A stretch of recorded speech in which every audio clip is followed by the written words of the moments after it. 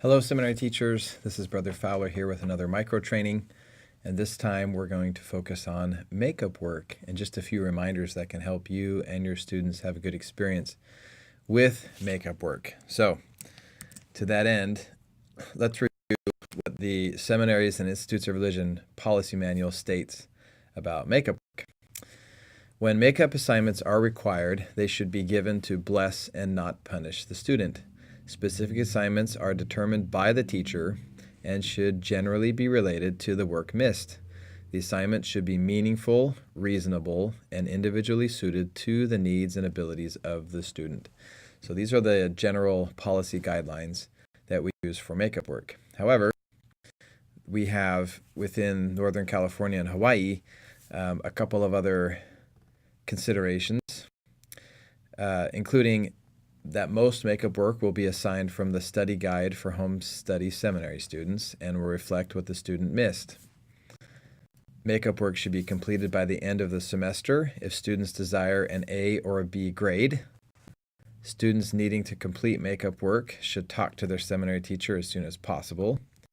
And that makeup work completed after the term ends only allows students to receive course credit. It does not change a student's seminary grade given at the end of the term. So with these guidelines in place, let's answer some questions that some of you might have about makeup work. The first one is, what kind of makeup work should I assign for missed days over 75% attendance? If students are missing days, this is where ideally we should be inviting them to use the home study seminary guide or manual and give them days to make up out of that because it's related to the work that's missed and it will help them catch up on what's being missed. That's ideal. However, some students, especially if they have a lot of makeup work, you may want to add a little bit of variety. Right now, at least in the Bay Area, we have the opportunity to help out at the Oakland Temple open houses. And so if a student chooses to participate and to serve at the Oakland Temple open house, I think, and those shifts are pretty long, 5 and 6 hours, some of them, I think that could help a student get a lot of makeup work done. So that's another option I think that could be helpful. Some teachers have used general conference as a way to make up work, that if they participate in general conference and take notes and turn that in, that could also be helpful. So that's another option that could be useful. But let's remember that we're trying to bless the life of the student and not punish them, of course. But if they're missing material in the Doctrine and Covenants and church history, we should give them opportunities to make up that will reflect that. Kind of makeup work should I assign for excessive tardies? Well, this really depends on what the student's missing. So if students are missing the devotional because they're coming in 5 to 10 minutes late, then maybe the assignments we give are devotional in nature. It could be watching talks or other, maybe a BYU devotional, something like that, where they are being able to recapture what they missed by coming late to class. However, if a student is consistently missing, half of the class, let's say, then maybe the makeup work we give is out of the home study seminary student manual. And if that's the case, then we perhaps have them do a day's worth of makeup to cover 2 or 3 tardies or 3 or 4 tardies. Just depends on how much time they're late to class every day. In all cases, we should communicate with both the student and the parents. We got to make sure that we're communicating with the parents. That's where the biggest breakdowns in makeup work comes, is communicating with parents. And then finally, what kind of makeup work is acceptable? Well, I would say that if a student works on some makeup work and turns it in, it should be acceptable, at least their first iteration.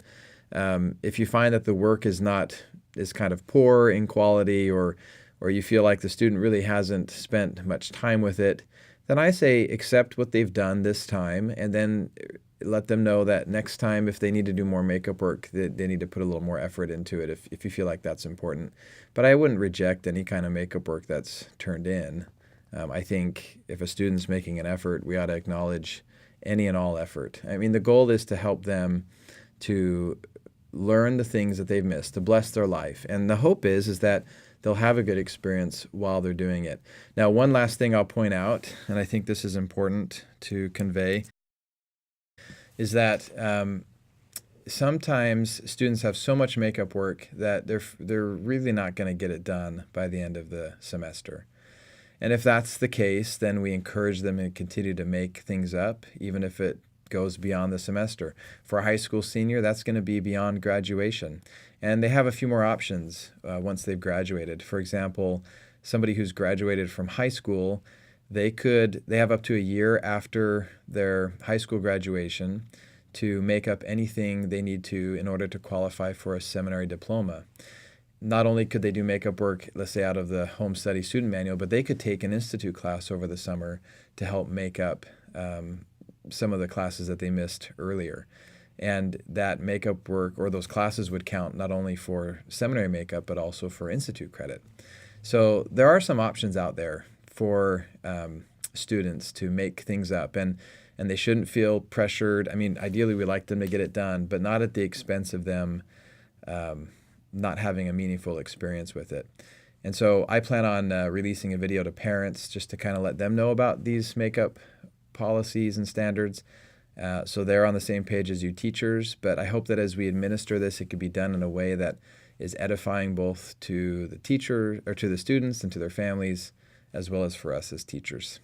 Have a great day. Let me know if you have any questions in the comments below.